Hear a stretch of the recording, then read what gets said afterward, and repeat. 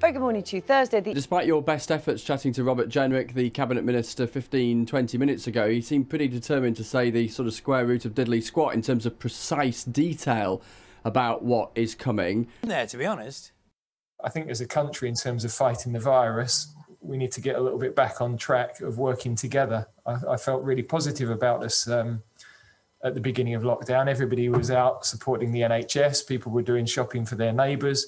Everyone was pulling together. There's a lot of disharmony now, and you know, we are all in this situation together. And I think we've got to work together to pull through it as a country. To you, Mr. Jenrick.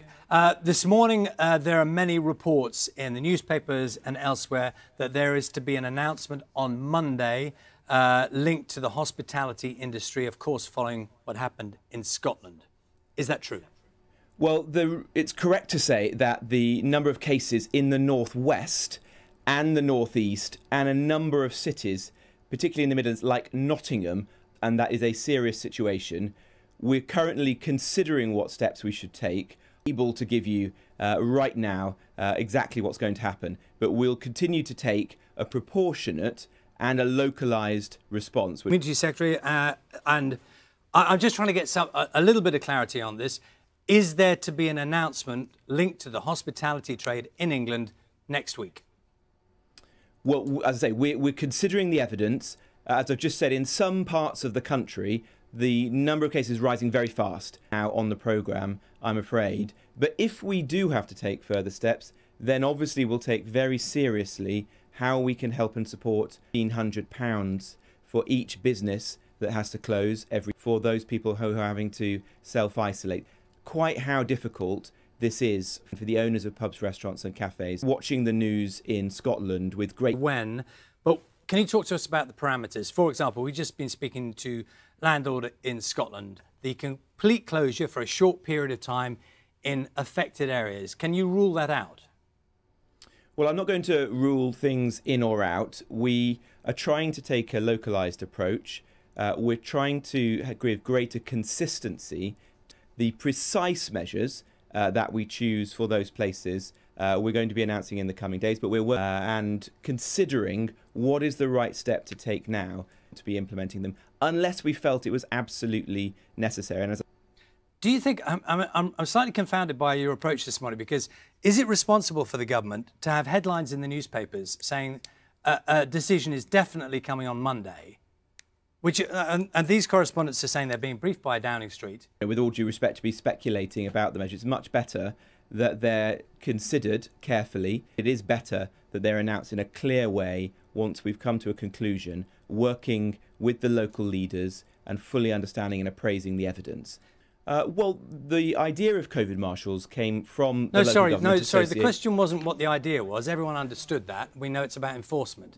I'd like to know how many there are. I think it is worth clarifying it, because actually there's a range of different ways in which this can be done, and that's to enforce the rules, to educate and inform the public, and particularly small businesses in their... There are others that have gone for a slightly softer approach, and you've seen boots on the ground, if you like, from environmental health officers, the specialist people in local councils, ensure that compliance is improved across the whole of the country.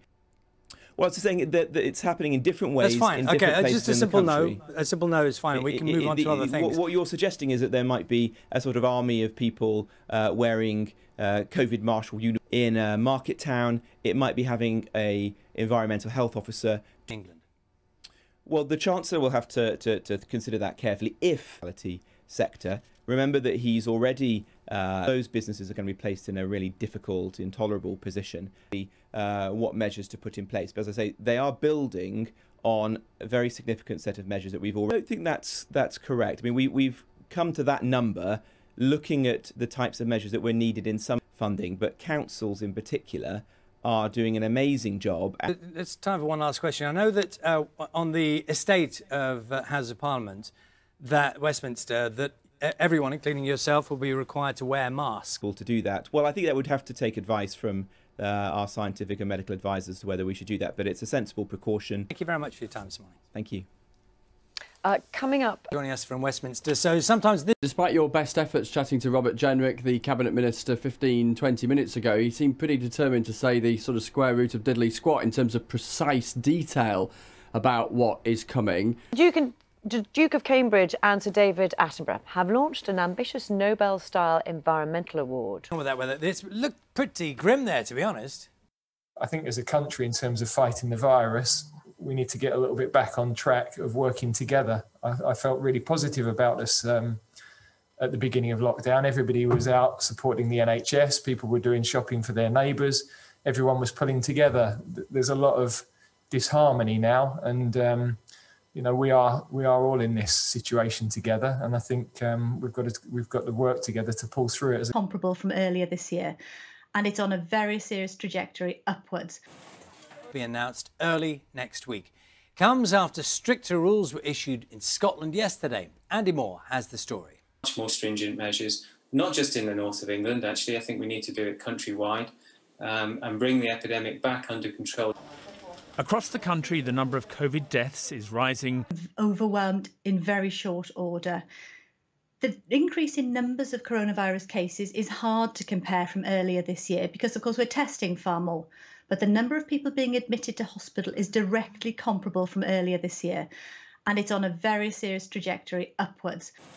Local restrictions that have been put in place in much of the north of England really haven't been very effective. Well, let's get the very latest from our political correspondent Chris Mason, who joins us from Westminster. And Chris, so we know about these new restrictions coming into Scotland. What about England? What can you tell us?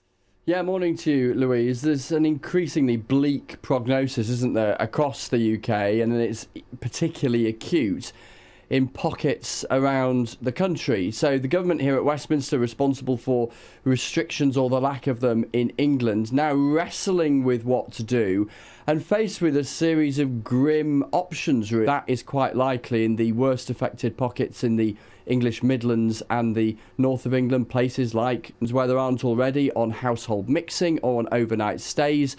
Those ideas are being kicked around as well. It's awkward compromise to see if what they're doing or what they're planning to do next is enough, and then looking at the data a few weeks later and seeing if more has to be done on top of it.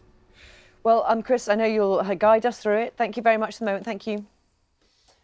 The US Vice President Mike Pence call for more clarity on the rules. I think the variation in rules, what lockdown means in one place to another, I think is really difficult. Let's get the latest now from our political correspondent Chris Mason in Westminster. Morning to you, Chris. So help us with this one. Is it fair to say now that there will be new restrictions and there will be an announcement next week for England?